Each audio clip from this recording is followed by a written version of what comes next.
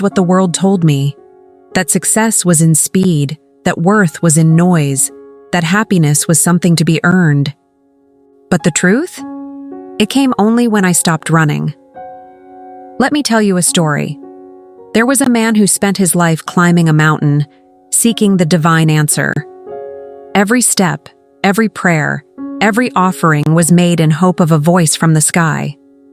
When he finally reached the top, weathered, worn, alone, he found a mirror. Not gold, not thunder, just his own face. That, my friend, is the first truth. All divine answers begin with you. And so I ask you now, before I share more, what have you been climbing toward? And more importantly, is it still serving your soul? Let us begin. Part 1. The noise we carry. You wake up and reach for your phone. You scroll, you compare, you consume. But how often do you reach for yourself? In my early years at the monastery, we had no clocks, no mirrors, no distractions. At first, it was terrifying. My thoughts screamed. My past haunted me.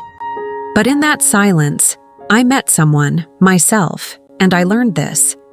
Your mind is like a room full of guests. Most are noisy, but peace comes when you decide who gets to stay. Let me ask you, who are you letting stay in your mind rent-free? Critics? Regret? The illusion of control? Let it go. Just for this moment. Breathe with me again. You feel that? That's presence. It doesn't need a calendar or a notification. It only needs your permission. Part 2. Time is your most sacred currency.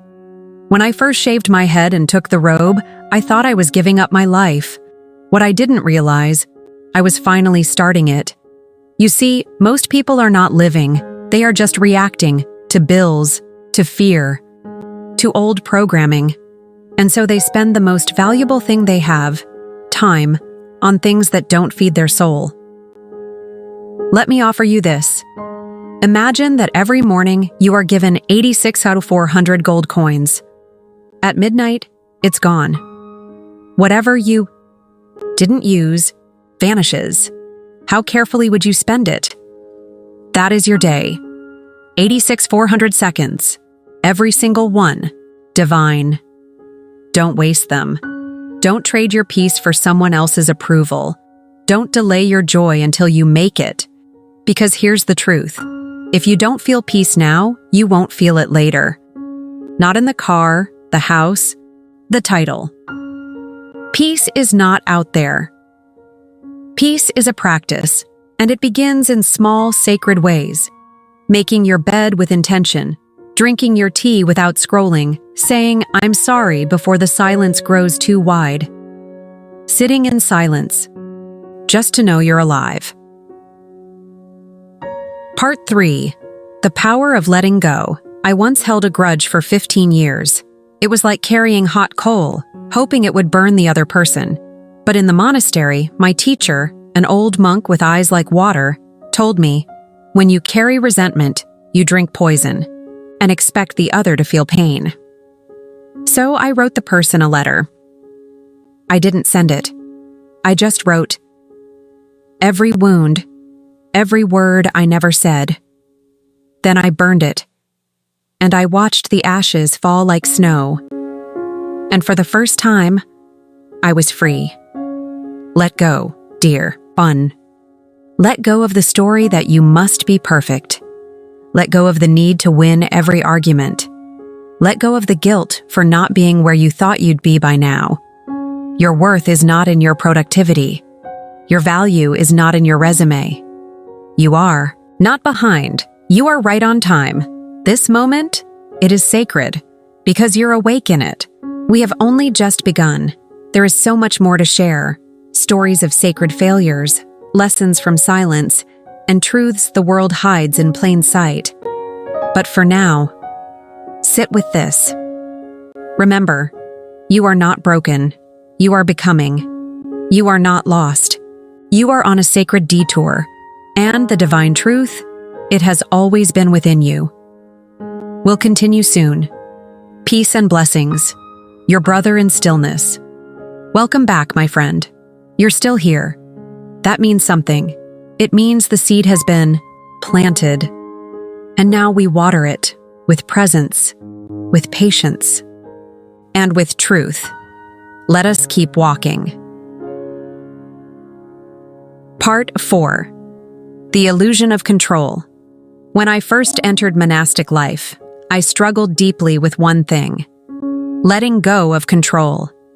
I wanted to know how everything would turn out. I wanted to plan every step, every outcome. But life in the monastery doesn't bend to plans. It bends to presence. One day, during a silent retreat, I was asked to sweep the courtyard. It was autumn. Leaves fell faster than I could clear them. Frustrated, I complained to my teacher. He said only this: "Sweep to sweep, not to finish." It struck me like thunder. How often do we do things only to get them over with? We treat the moment like a means to an end. But what if this moment is the end? What if this conversation right now is exactly where you're meant to be? Not rushing toward the next answer, but resting in the one you're hearing now. Let go. Let go of needing to control every outcome. You cannot make the river flow faster, but you can learn how to float. Part 5. Silence is a teacher in the modern world. Silence is feared. We fill every gap with noise, music, chatter, screens. But in silence, something sacred happens. We meet our soul. I spent 7 days in complete silence once. No words, no eye contact, no distractions. At first it was unbearable. My thoughts screamed louder than the outside world ever did. But slowly, the noise softened. My breath deepened. I began to hear whispers I had ignored for years. Slow down. You are enough. You're allowed to feel joy without earning it.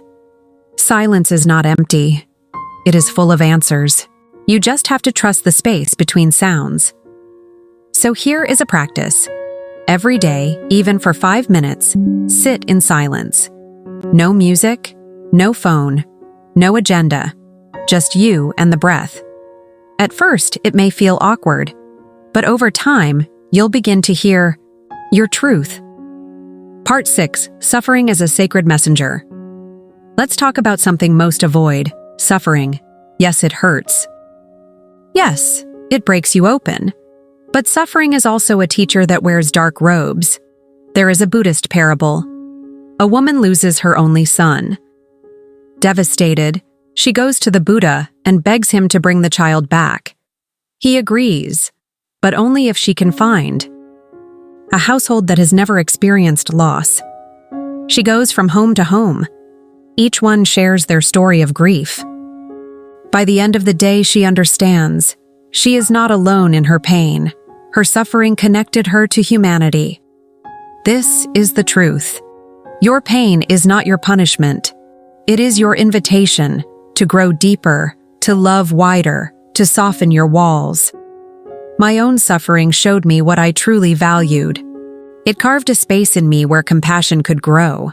And in that space, I found peace not despite my pain, but because of it. You too will rise, not as who you were, but as who you were always meant to become. Part 7. Love is a practice, not a feeling. In the West, love is sold like a fantasy, a feeling, a spark. But love, in its truest form, is a practice. It is remembering to show up even when it's hard. It is learning to listen when you want to shout.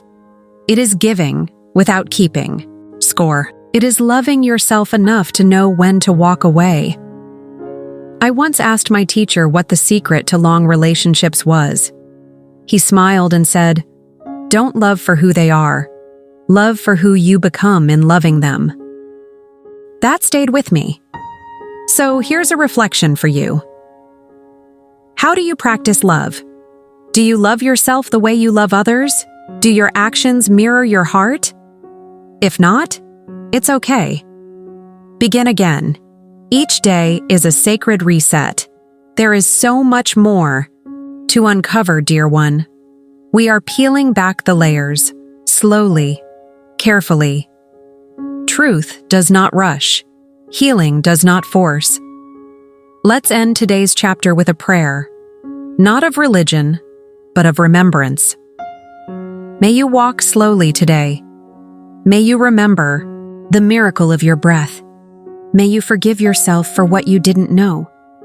And may you feel the quiet joy of simply being here. We'll continue this sacred journey soon. In the next chapter, I will tell you about the moment I almost left the monastery and what I saw in the mountains that changed everything. Until then, walk in stillness. Your brother in peace. Some truths come like thunder. Others come like dew on morning grass. But the deepest truths? They arrive in silence when the world fades and the soul is finally ready to listen. Welcome back.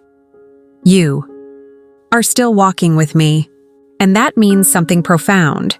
You are no longer just watching, you are remembering.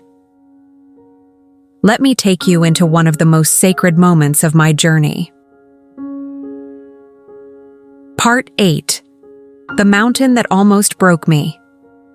There was a time, years into my monastic life, when I was ready to leave it all. I had been living in silence, discipline, service. But inside, I felt empty. Not the sacred emptiness that leads to peace, but the hollow ache that whispers, maybe this path isn't for you. One morning, I walked into the mountains, alone. No destination, no map, just a prayer in my chest. If this is not my path, show me another way. I walked for hours, no words, no thoughts, just the sound of my feet on ancient earth. And then, it happened. A sudden wind swept through the trees. I paused beneath a lone pine. The sky broke, open with soft rain, not heavy, not harsh, just cleansing. And I saw a single leaf spiral down, dancing in the air. It landed in my palm. And in that moment, I felt something. Not with my skin, not with my mind, with my whole being. The path is not outside of you. It is made with each step you choose to stay present. I wept. Not from sadness, but from release. Not because I had found an answer, but because I realized I was the answer. So I stayed.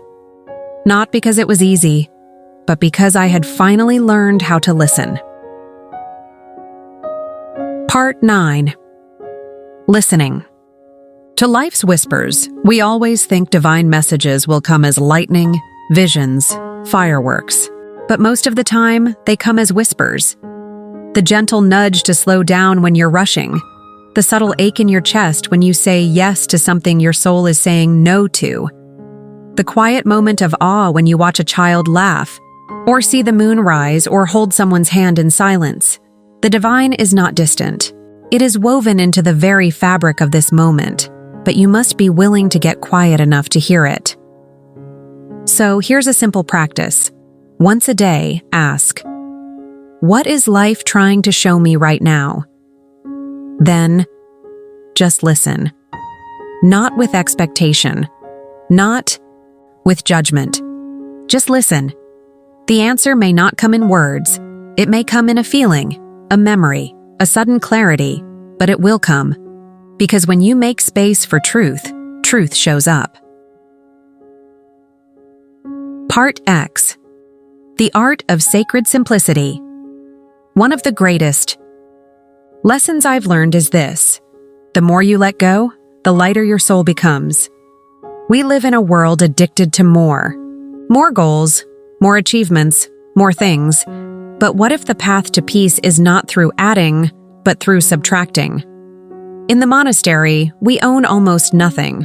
A robe, a bowl, a few simple tools, but I have never felt richer because my mind is not cluttered.